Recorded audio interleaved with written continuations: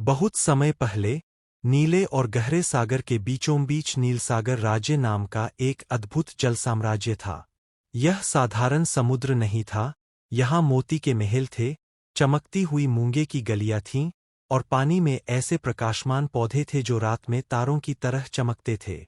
इस राज्य पर शासन करती थी महारानी मरीना, जो न्यायप्रिय और शक्तिशाली थीं। लेकिन इस राज्य की असली शोभा थी उनकी बेटी, राजकुमारी मीनाक्षी, एक सुंदर और जादुई जलपरी। उसकी आंखें गहरे नीले सागर जैसी थीं और उसके बाल सुनहरी लहरों की तरह चमकते थे।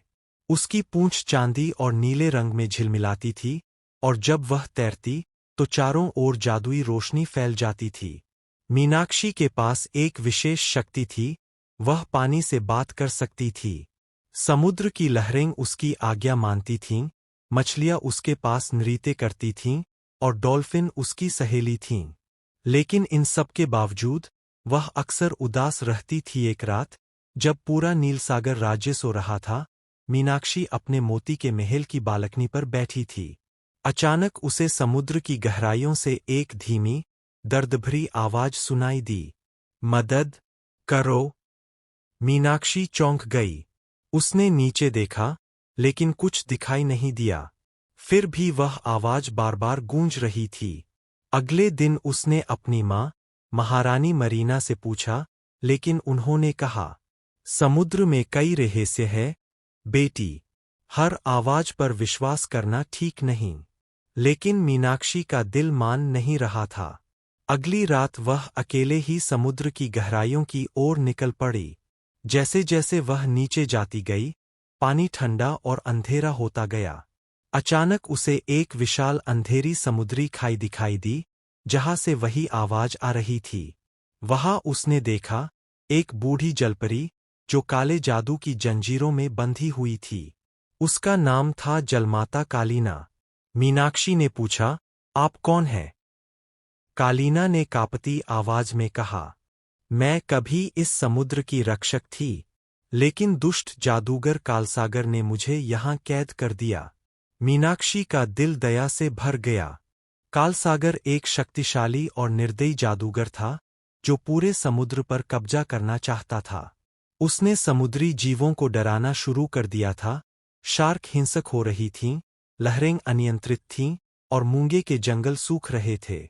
कालीना ने कहा, अगर तुम सच में इस समुद्र को बचाना चाहती हो, तो तुम्हें कालसागर का सामना करना होगा।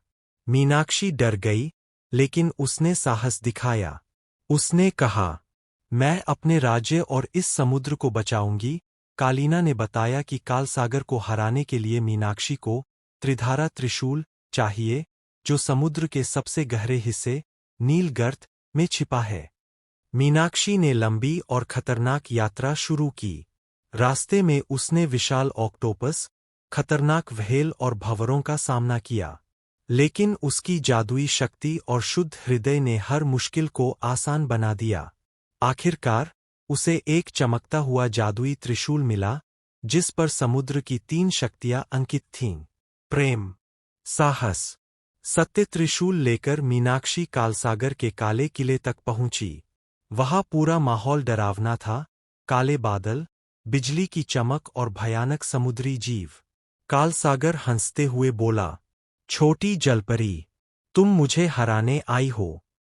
मीनाक्षी ने दृढ़ आवाज में कहा, हाँ, क्योंकि मैं अपने समुद्र को नष्ट नहीं होने दूंगी। दोनों के बीच भयंकर युद्ध हुआ। कालसागर ने काले जादू की लहरें छोड़ी, लेकिन मीनाक्षी ने त्रिशूल से समुद्र की शुद्ध शक्ति को जागृत कर दिया। अंत में, सत्य और प्रेम की शक्ति ने कालसागर को पराजित कर दिया। उसका काला जादू टूट गया और वह समुद्र की गहराइयों में विलीन हो गया।